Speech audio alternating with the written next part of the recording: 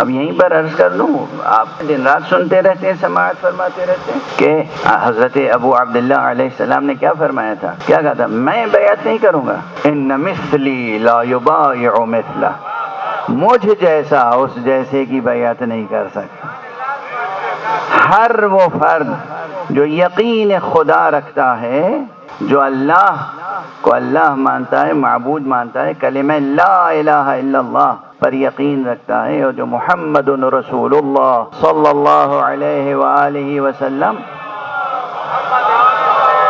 کی نبوت پر یقین رکھتا ہے، وہ ایسے شخص کی بیعت کیسے کر سکتا ہے جو کہتا ہو کہ بنی ہاشم نے تو کھیل کھیلا تھا، نہ کوئی فرشتہ نازل ہوا تھا، نہ کوئی وحی نازل ہوئی تھی؟ کیا اس کی بیعت جائز ہے؟ اس کی بیعت شرعی ہے؟ اس کی بیعت شرعی ہے؟ اس کی خلافت شرعی ہے؟ نہ اس کی خلافت شرعی ہے، اور نہ ان لوگوں کی کوئی شرعی حیثیت ہے جو اس کی خلافت کو شرعی ثابت کرنے کی کوشش کرتے رہے۔ ایک صلوات پڑھ دیجئے محمد والے۔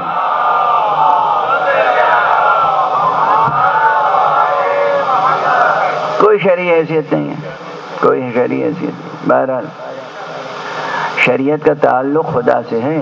اپنے گھر بیٹھے کچھ قانون بنا لیجئے، وہ شرعی نہیں ہوتا۔ جب تک دنیا میں ہے دل بہلاتے رہیے، جس دن آنکھ بند ہوئی معلوم ہو جائے گا ٹھکانہ کہاں ہے۔ سرکار رسالت مآب صلی اللہ علیہ وآلہ وسلم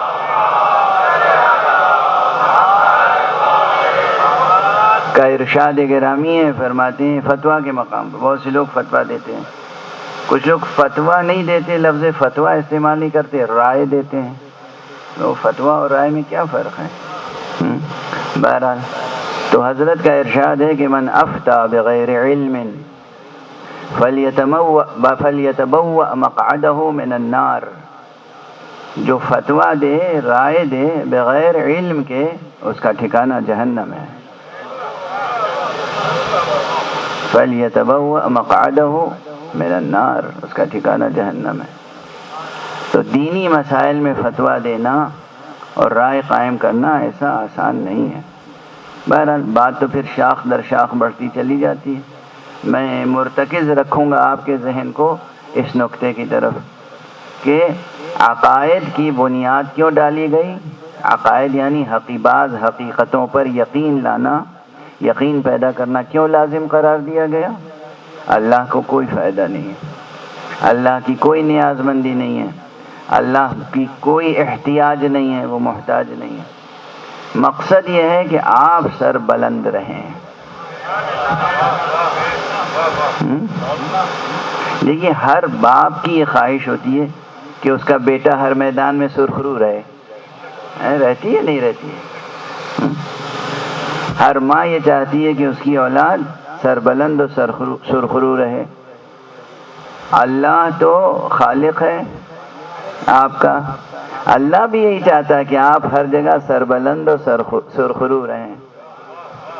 اب آپ انسان ہو کر اور خدا نخواستہ پتھر کے آگے پیشانی جھکائیں، درختوں کے آگے پیشانی جھکائیں، حیوانات کے آگے پیشانی جھکائیں، یا اپنے جیسے انسان کے آگے پیشانی جھکائیں، تو بہرحال یہ سرخروئی اور آبرومندی تو نہیں ہے۔ آبرومندی اور سرخروئی یہ ہے کہ آپ ما سوی اللہ کسی کے سامنے سر نہ جھکائیں۔ اللہ خود نظر نہیں آتا، توجہ رکھیے گا ایک جملہ، کیا اعزاز بخشا ہے اس نے آپ کو۔ اللہ خود دکھائی نہیں دیتا، خود نظر نہیں آتا، اور کوئی بھی وہ شے جو ان آنکھوں سے نظر آتی ہو اس لائق نہیں ہے کہ اس کے آگے آپ پیشانی جھکائیں۔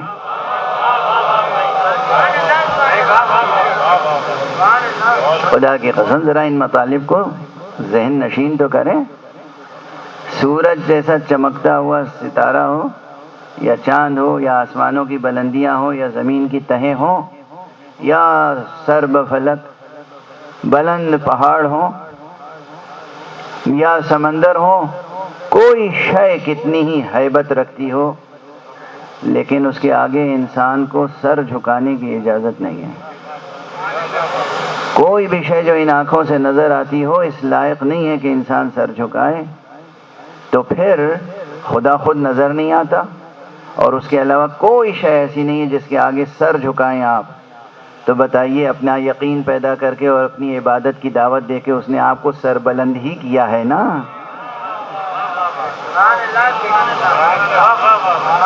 آپ سر بلند ہیں یا نہیں؟ اسی طرح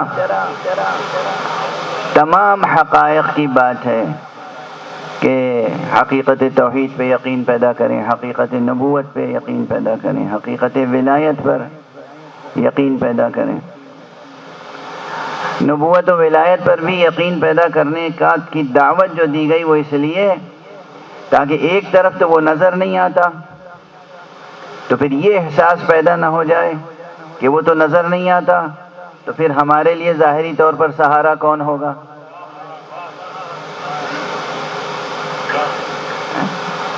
اس لیے اس نے کہا کہ ہم نظر تو نہیں آتے مگر ہم نے بھیجے ہیں تمہاری ہدایت و پرورش کے لیے،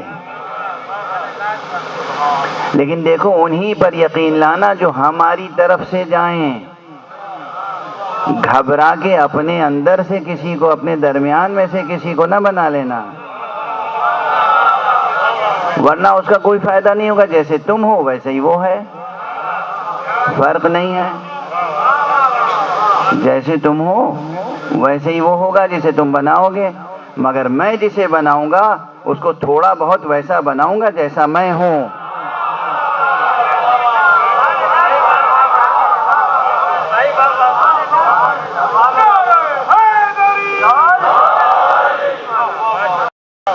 تم جو بناؤ گے اپنا جیسا بناؤ گے، میں جو بناؤں گا اپنی پسند کا بناؤں گا، اپنے صفات کا مظہر بناؤں گا، اور اس کے اخلاق تمہیں یہ بتائیں گے، اس کی سیرت تمہیں یہ بتائے گی کہ وہ ادھر کے آئے ہوئے بندے ہیں، وہ اللہ کے مخصوص بندے ہیں جنہیں اللہ نے تمہاری ہدایت اور رہنمائی اور پرورش کے لیے بھیجا ہے۔ رب وہ ہے مگر شان ربوبیت ان سے ظاہر ہوتی ہے۔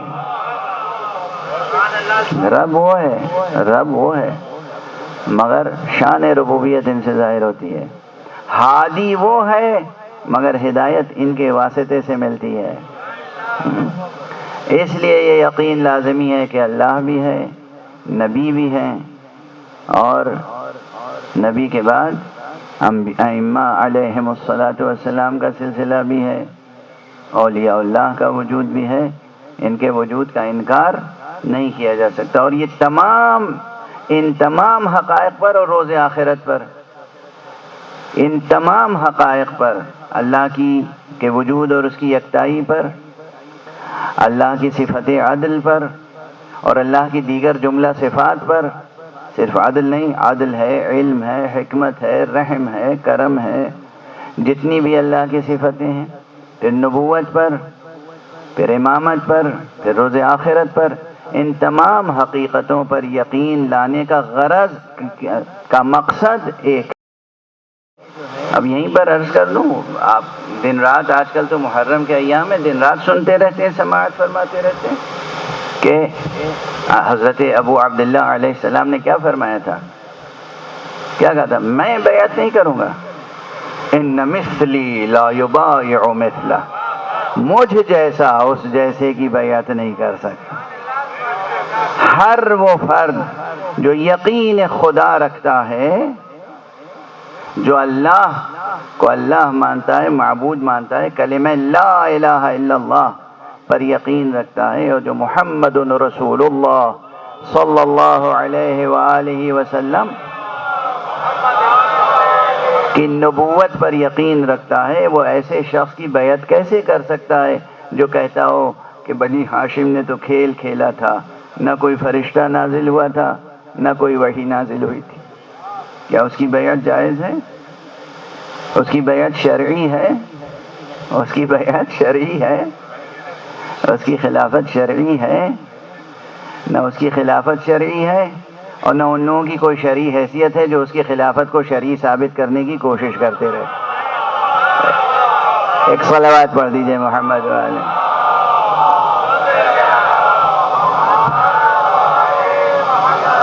کوئی شرعی حیثیت نہیں ہے، کوئی شرعی حیثیت نہیں۔ بہرحال شریعت کا تعلق خدا سے ہے.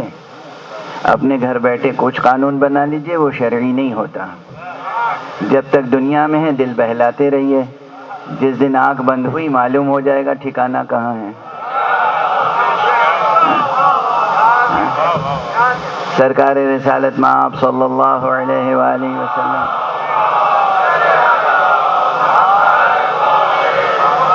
کا ارشاد گرامی ہے، فرماتے ہیں فتویٰ کے مقام پر بہت سے لوگ فتویٰ دیتے ہیں.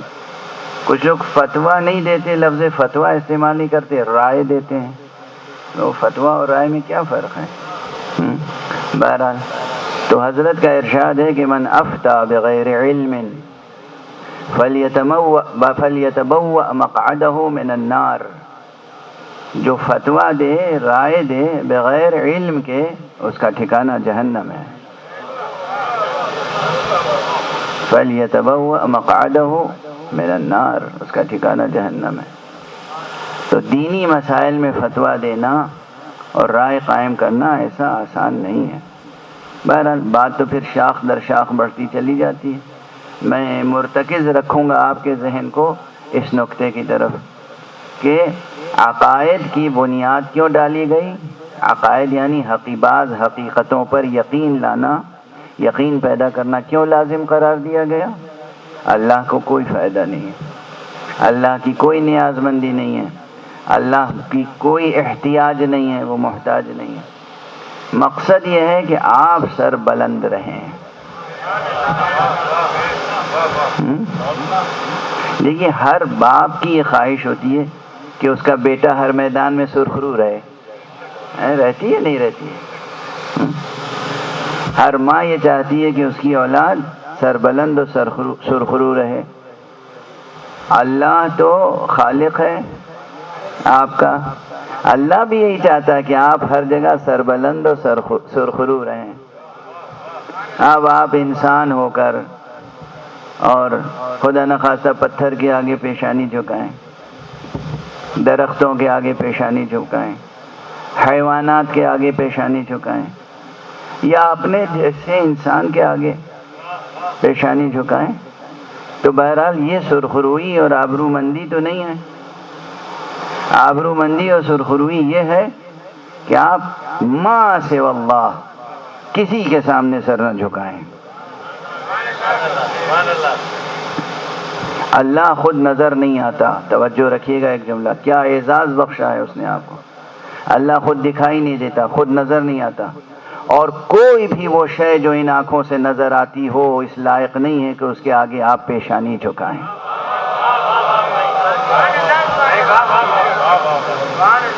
خدا کی قسم ذرا ان مطالب کو ذہن نشین تو کریں.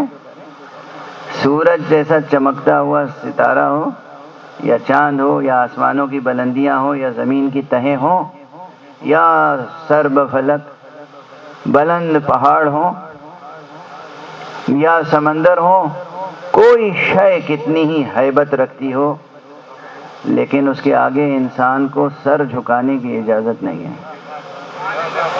کوئی بھی شے جو ان آنکھوں سے نظر آتی ہو اس لائق نہیں ہے کہ انسان سر جھکائے.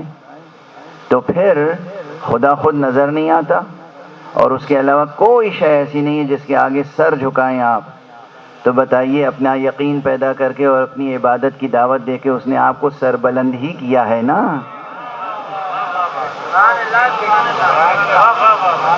آپ سر بلند ہیں یا نہیں؟ اسی طرح تمام حقائق کی بات ہے کہ حقیقت توحید پہ یقین پیدا کریں، حقیقت نبوت پہ یقین پیدا کریں، حقیقت ولایت پر یقین پیدا کریں. نبوت و ولایت پر بھی یقین پیدا کرنے کی دعوت جو دی گئی وہ اس لیے تاکہ ایک طرف تو وہ نظر نہیں آتا، تو پھر یہ احساس پیدا نہ ہو جائے کہ وہ تو نظر نہیں آتا، تو پھر ہمارے لیے ظاہری طور پر سہارا کون ہوگا.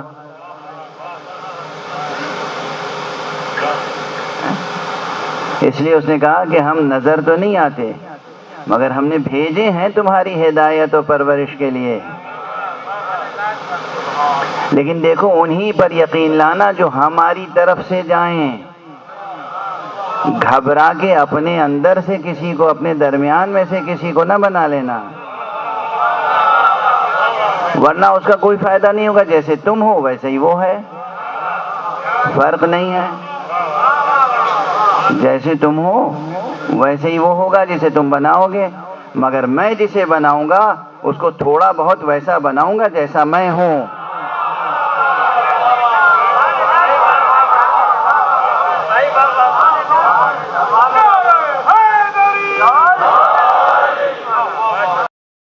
تم جو بناؤ گے اپنا جیسا بناؤ گے، میں جو بناؤں گا اپنی پسند کا بناؤں گا، اپنے صفات کا مظہر بناؤں گا، اور اس کے اخلاق تمہیں یہ بتائیں گے، اس کی سیرت تمہیں یہ بتائے گی کہ وہ ادھر کے آئے ہوئے بندے ہیں، وہ اللہ کے مخصوص بندے ہیں جنہیں اللہ نے تمہاری ہدایت اور رہنمائی اور پرورش کے لیے بھیجا ہے۔ رب وہ ہے مگر شان ربوبیت ان سے ظاہر ہوتی ہے۔